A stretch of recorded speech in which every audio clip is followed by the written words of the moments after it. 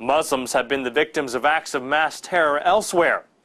Between 1975 and 1979, the Khmer Rouge in Cambodia brought about the deaths of around 1.7 million people.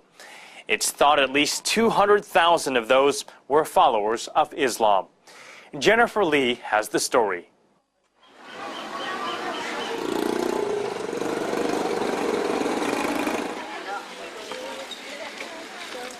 This remote Muslim village in Cambodia's Cham province doesn't often get visitors, especially those arriving by car.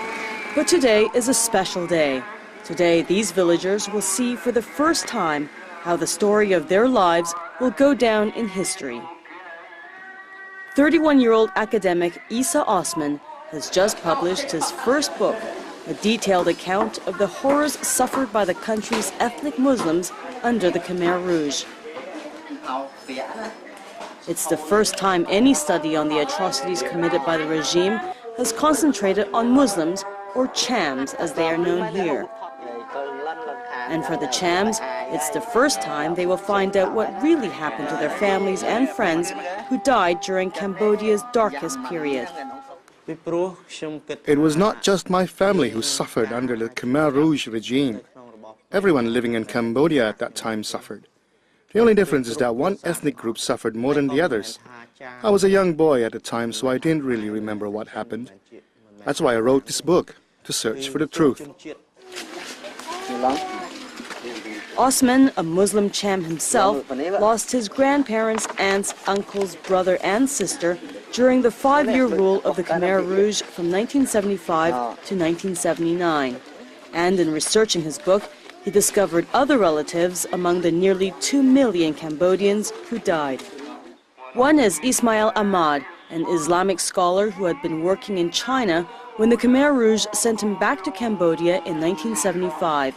He was then arrested and taken to S21, codename for Tul Sleng, the notorious prison where thousands of victims were interrogated and tortured before being killed. Ahmad, as it turns out, was one of Osman's cousins. He was also this woman's only brother. I am suffering deeply in my heart. Most Chams were killed by the Khmer Rouge. This book will teach the next generation, the children, the truth.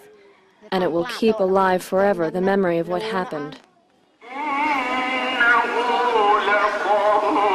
According to Osman's research, the Chams suffered more than any other ethnic group. Before 1975, about 700,000 Chams lived in Cambodia, but by 1979, only around 200,000 remained. Osman therefore deduced as many as 500,000 Muslims died, double the previous estimate. This mortality rate is also nearly triple that of the general population. But that was not the only reason why the Muslims suffered more. They wanted to destroy our religious life. They wanted to destroy our identity as Muslims. They took away our prayer books. They closed down our mosques. They forbade our women from covering their heads. And they forced us to eat pork. The Khmer Rouge did not respect the differences between cultures. On the contrary, those differences were considered reactionary. In my research, I found a report from a Khmer Rouge committee meeting. It outlined a plan to destroy internal enemies, and that the biggest enemy was the Cham. It also stated that every Cham person had to be destroyed before 1980. The Khmer Rouge did not succeed in killing every Muslim, and this photo, taken at the end of their rule in 1979, shows some of the survivors. But the regime did succeed in killing off the Cham language by murdering anybody who insisted on speaking it. Today, only a few Chams can understand their native tongue. Piecing together the tragic history of Cambodia's Muslims is just one of the intentions of Osman's new book. Ukuba, which means justice in Islam, aims to seek just that.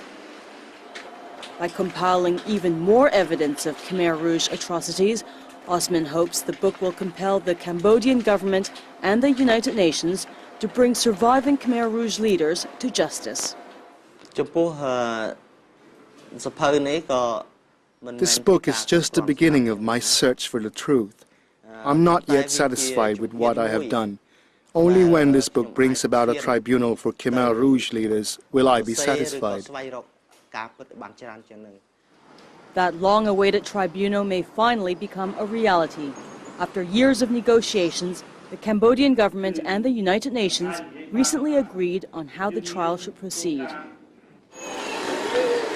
Until then, in Muslim and non-Muslim villages across the country, former Khmer Rouge leaders continue living freely among the people, perpetrators and victims sharing a piece of land, a slice of life. I still want to see justice, and justice for me and for other people here is to see the Khmer Rouge punished. Most of Cambodia's Muslims support punishment by trial. They say they would never take justice into their own hands because in Islam, revenge is forbidden.